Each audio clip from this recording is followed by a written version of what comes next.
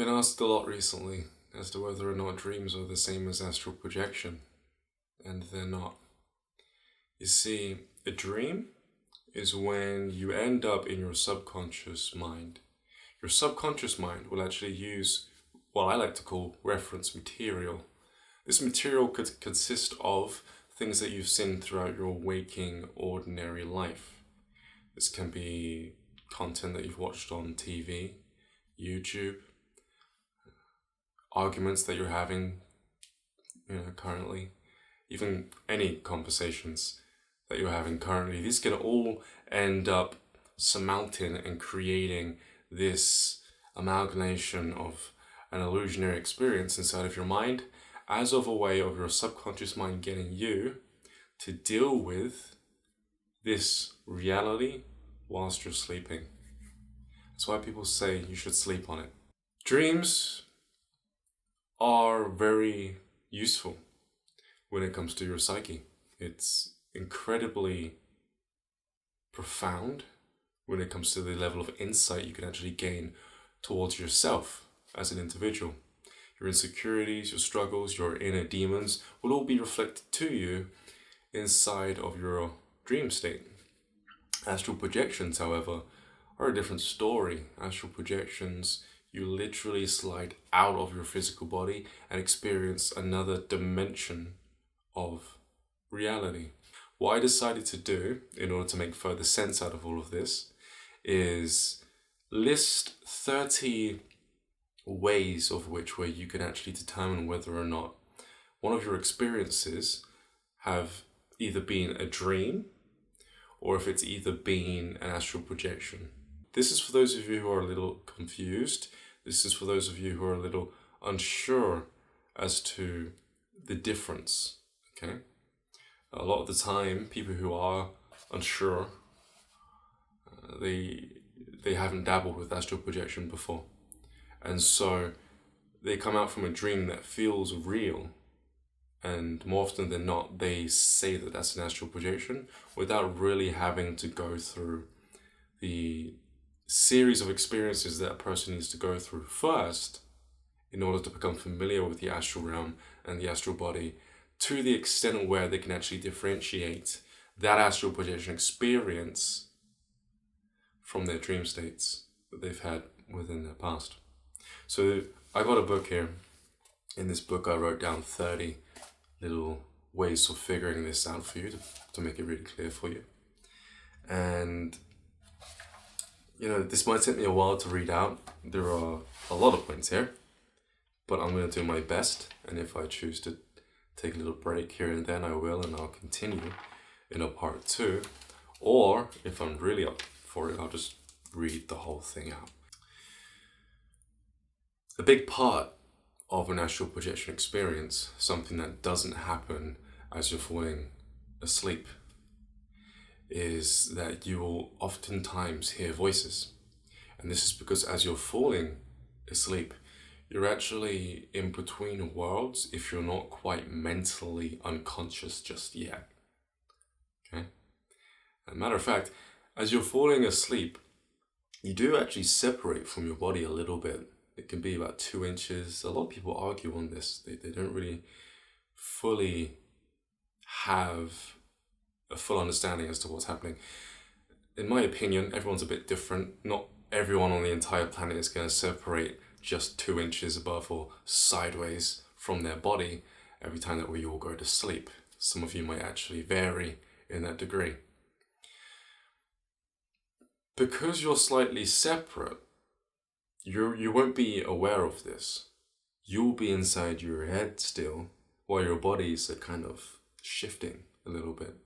Okay.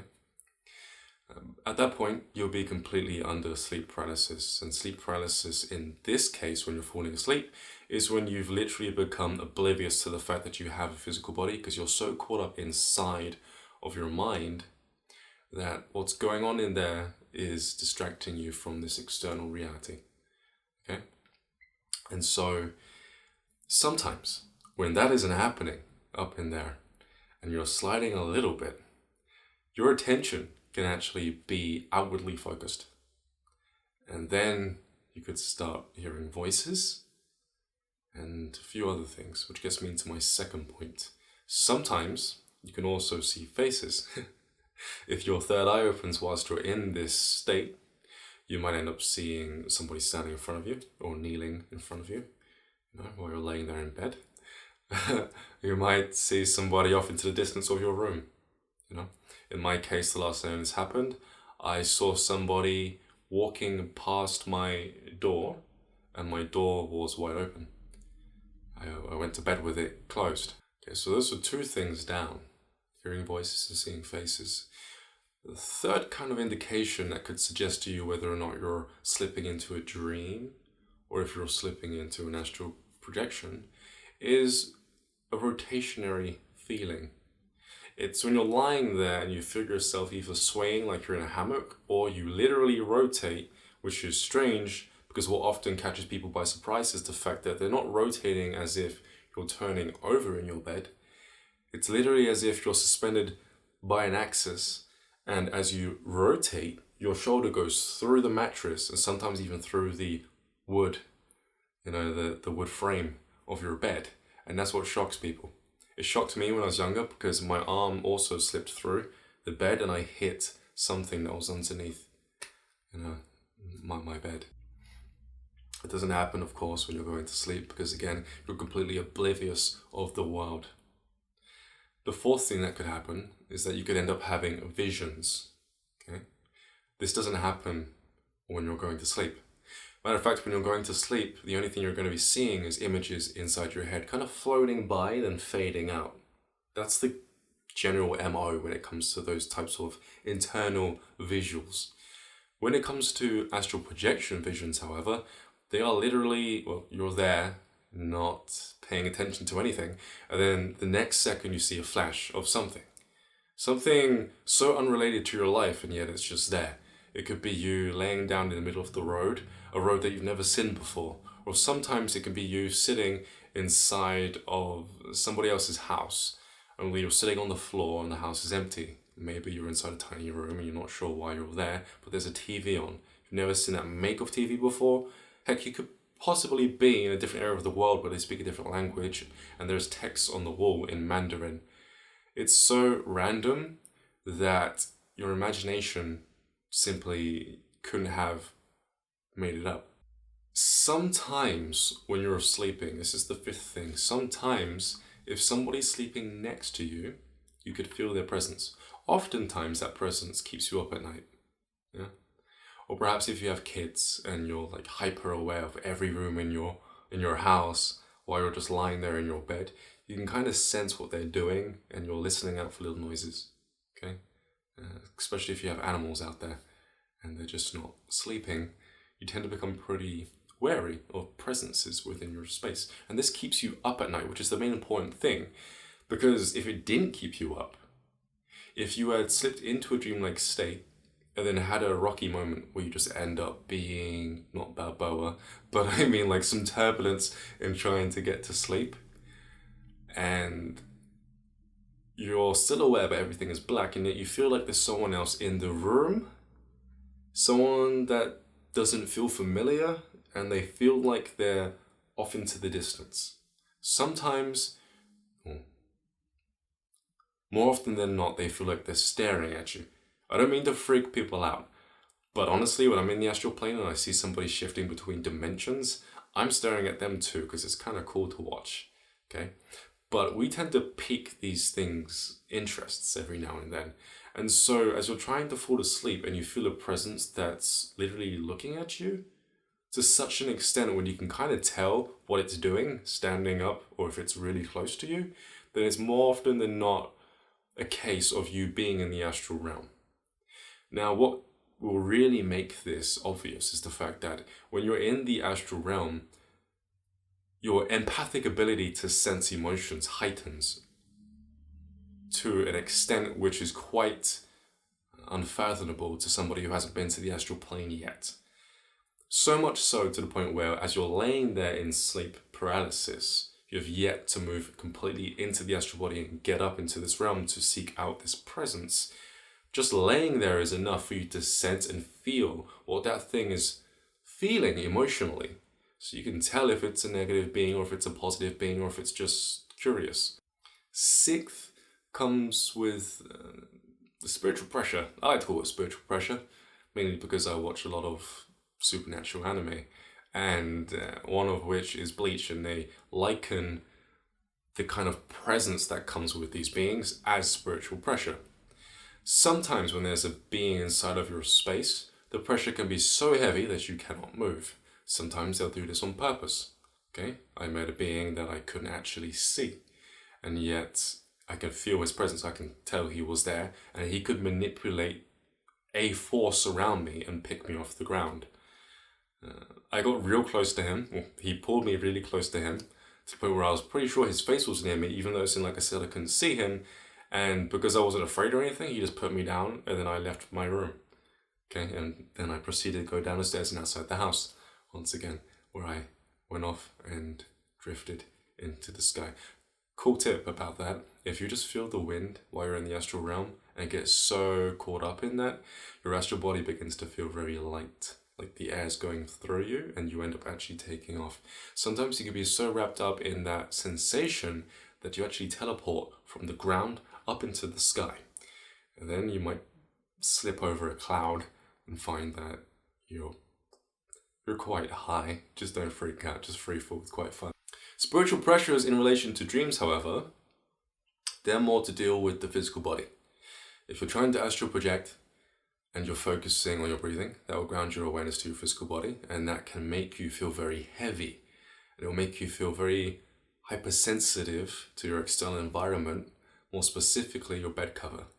So that'll feel like you have a pressure on you, and as you're trying to fall asleep, that can sometimes get mistaken as sleep paralysis and or a presence that's putting a pressure on your chest, or a being that's deliberately putting pressure on your chest, maybe sitting on your chest. You probably hear that one a lot. Number 7, were you surprised that you were somewhere else other than your bed? When you slip into a dream, we're not surprised. We just start off in the dream, and to our knowledge, we're either at that coffee shop, and we've always been there, and we're just conversing with a friend, or we're taking a stroll down the street into our town inside of the dream. It's just a part of the dream. Okay. In the astral realm, however, when you get up out of your body and you're there, you're pretty darn surprised, because for one, you could probably see your body in your bed, and secondly, what's going on, you know? Matter of fact, being able to have that lucidity speaks volumes when it comes to indicating where you're at, either inside of your head or inside of the astral realm. Number 8 is one of my favorites. How many stars were in the sky? Going back to what I said earlier about your life here, you know, as you're watching TV, you're looking up into the sky sometimes, you end up collecting data, and that is then reflected into your mind while you're dreaming. Sometimes you'll even see a bunch of shooting stars. In the astral plane, though, there are no stars. You might see one or two, but they're not stars. Number 9, are you willing and or afraid to do it again? Most people aren't afraid to go back to sleep, not unless they had a very terrible nightmare. Okay, a very terrible nightmare. But most people just don't care. When it comes to astral projection, though, more often than not, they're willing to do it again straight after they come back, because it's fresh, it's new, it's exciting, and it's just weird sometimes, for the better or for the worse if they're not willing to do it again. Sometimes astral projections can be so traumatic to the psyche of a person that they don't want to do it again. And that's when they end up popping out into the etheric plane and seeing their mental projections inside of this realm. And there's a limit as to how much you can project or create.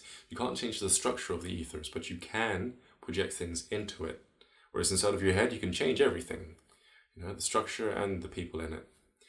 So they'll face their inner demons, or they'll at least look at them, or a shadow self, and that'll freak them out and they will come back. Okay? Or if they haven't dealt with their psychology enough, efficiently enough, and when they astral project, they end up attracting things to them because they've got a lot of negative energy inside of them, a lot of suppressed worries, feelings, and insecurities that they're not looking at, they're not fixing. Things in the ether, especially the darker things, tend to pull on that within people and make that grow inside of a person's aura and feed off of that. This is why I always suggest to people who've never done this before to go through their psychology and really deal with themselves on a personal level before you even attempt astral projection, because a lot of people aren't ready for it, because they need to get over and through themselves first before they then go into the astral plane. Another thing about dreams is that when you go to sleep the next night, you're not all caught up in, okay, who am I going to meet today? What's going to happen to me today? We tend to not care so much about our interactions in the dream world because they're just dreams. We don't fully believe in them. But with an astral projection, they are so real that we become invested in our interactions. So we're excited to do it again because we're invested in growth, personal growth.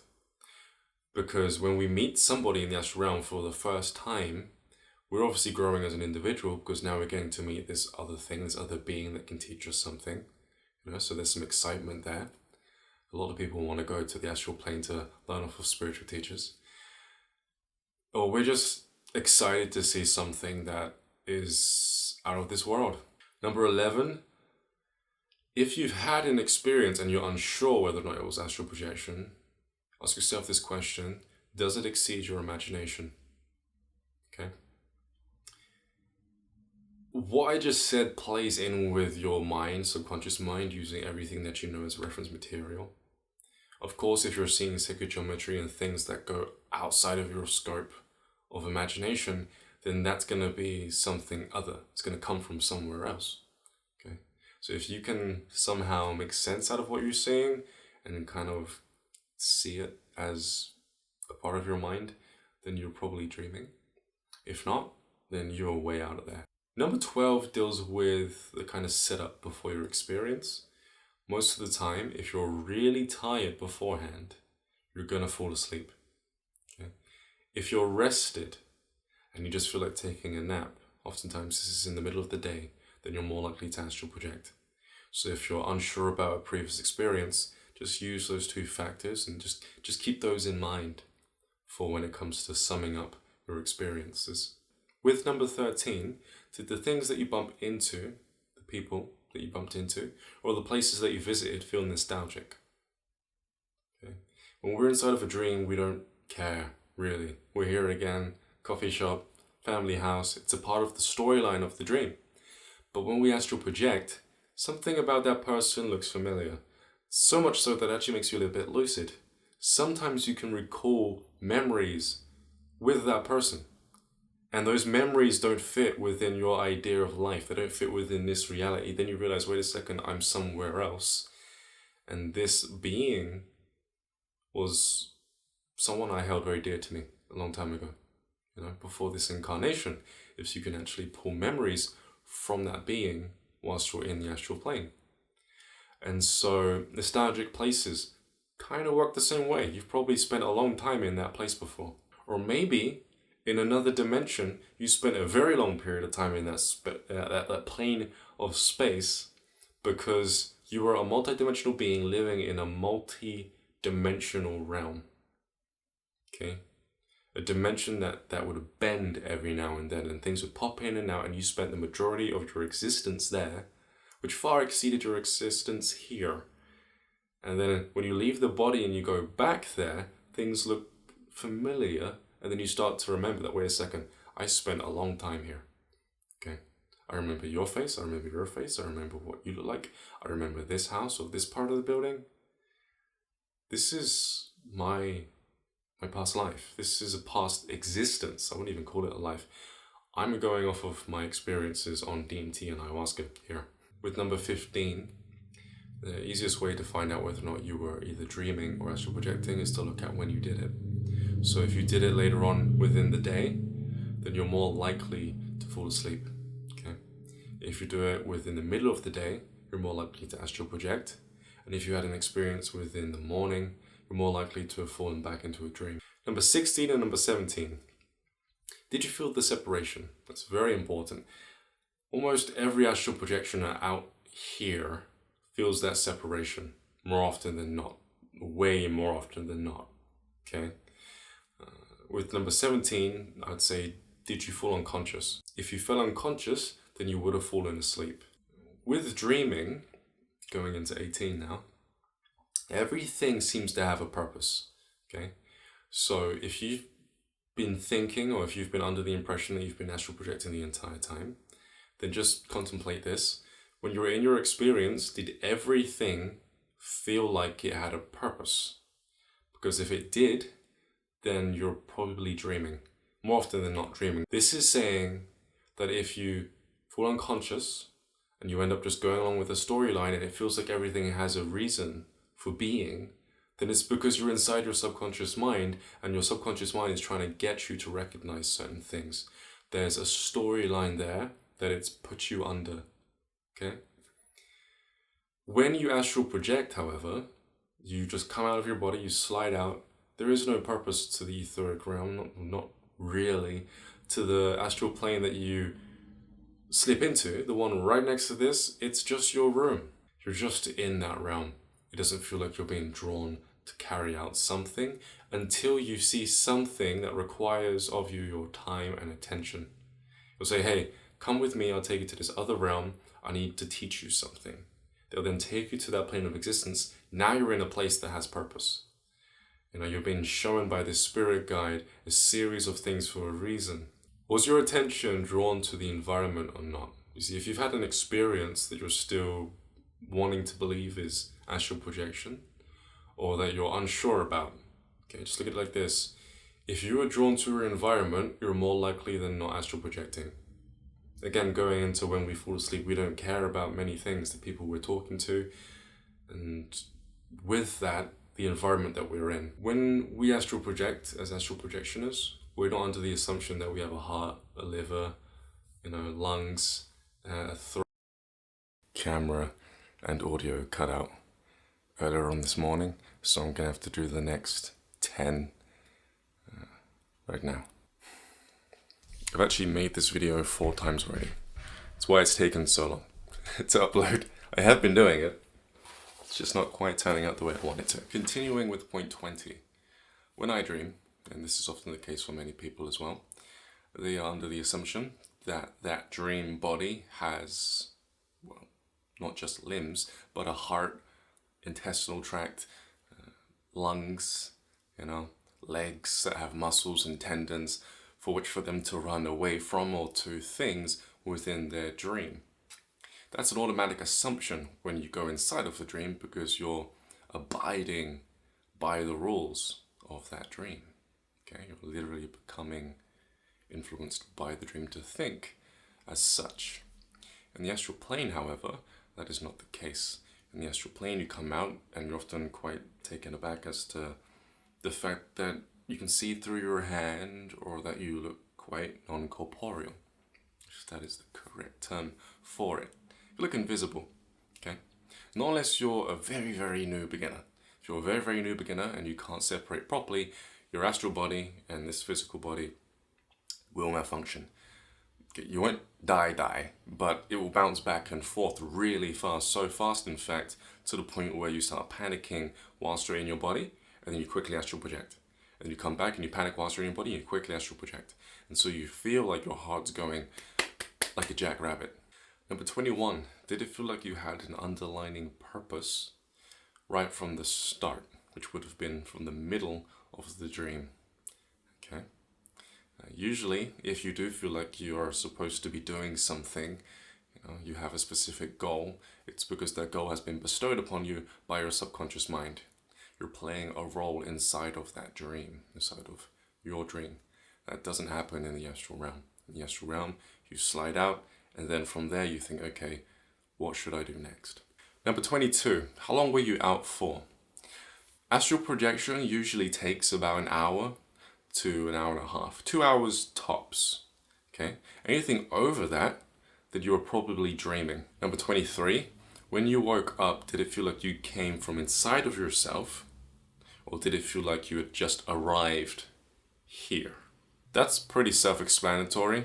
Number 24, Are you confused or unsure, even a little? Okay, more on that in a second. Because number 25, are you deliberately encouraging confirmation bias? Okay, now let me reword that. Are you deliberately seeking out people in your life that you know are going to agree with you? Okay, this deals with quite a heavy personality flaw. People often do this because they know on a deep level that they didn't actually astral project, but they want to believe that they did, for many reasons, one of which I'll get into in a moment. But this, if you find yourself doing this, you probably didn't astral project. And, there's nothing wrong with that, really, unless the person thinks that there's everything wrong with that. Like I said before, dreams are very important. I've been saying it for a very long time on my YouTube channel. Number 26, did it feel like you were physically involved in the experience? Okay.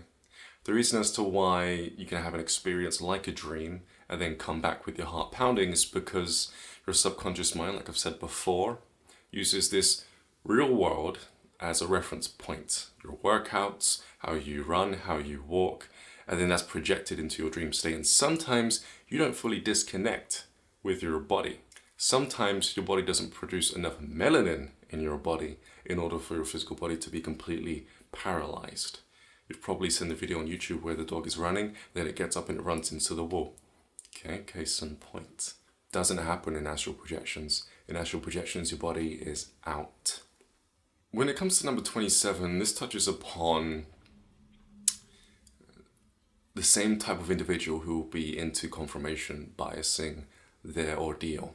Before that person judges the situation, it will always be a good idea for them to at least look at it as if it was a dream, and then take aspects of the dream and ask themselves, could I honestly connect these dots? Connect what's happening within my internal state to my external reality? If a person, if anybody, if you were to do this, okay, and then completely let go of trying to figure out the dots, trying to figure out these connections, but instead just have that intention and then wait, your subconscious mind will do the work for you. It will literally make the connections and show you as to how one area of your dream was created from this phase in your life. This person behaved a certain way because you saw this show on TV. And it will start throwing these things at you really, really fast. Ayahuasca does this on occasion. When it comes to your behavior, it will tell you by showing you why it is that you behave a certain way due to memories, people you've met within your past, influences, movie influences even. Okay. With number 28, this deals with people who have done it for the first time, and then after doing it consecutively, they then realize the amount of importance, the amount of value that they can get out of astral projection. But there's another way of looking at value when you're dealing with another group of people. These people will place value on astral projection, predicated upon what astral projection can do for them, in the sense of how it can change their image as a person, not only to themselves, but to the public. Obviously, it deals heavily with insecurities, but like I've said before, everyone's a spiritual being. What you're dealing with here is your spirituality. Whether you're angry, frustrated, depressed, just because it doesn't look flashy or it doesn't look attractive to the rest of the spiritual community, it doesn't mean that it's less important than another spiritual practice at all. Okay? And so when you become self-aware of that fact, you'll realize as to how spiritual you really are already. And if you're really open to that kind of perception in the world, you can see how everyone is really just their own little Buddha. Everyone is in that state already where they're perfectly working on themselves in their own way with what they've got. They might not be growing at the speed of somebody else, but that's not to say that what they're doing is wrong. That's just to say that with what they've got, they're only growing so fast. You can open their awareness, you can give them new tools, you can make them grow faster if they choose to listen to your advice. Most people like to cling on to their vices. Most people like to cling on to the ways of which that they've been doing this spiritual practice, dealing with their issues, their traumas, managing their stress and their time. And so you've got to challenge that and give them something better, but more importantly, market it to them in a better way. Hey, this is going to work better for you than what you've been doing. And then they can grow faster. Science of changing people's minds. Psychology of changing people's minds. Do you know in some countries, if you're a psychologist, that technically makes you a doctor? Dr. Ryan. Continue. I'm 29. Doing this will help a lot. Just by recalling similar experiences to the past, that will help put into perspective for you whether or not you had a dream or an astral projection. Okay. If you can deliberately pick out a dream and then set the intention to recall without actually looking, so that you fully let go of that process, allowing your subconscious mind to fully pick it up, it will then show you a myriad of dreams. Instantly, you'll know you've been dreaming. Same can be said with astral projection. They stand out like a sore thumb when you look back on your life. Okay. Number 30, was your body exhibiting any strange symptoms? Was your hand slipping through the bed and hitting the floor? I feel like I'm missing a point. Don't want to go over it again. I'll do it after this 31, just in case.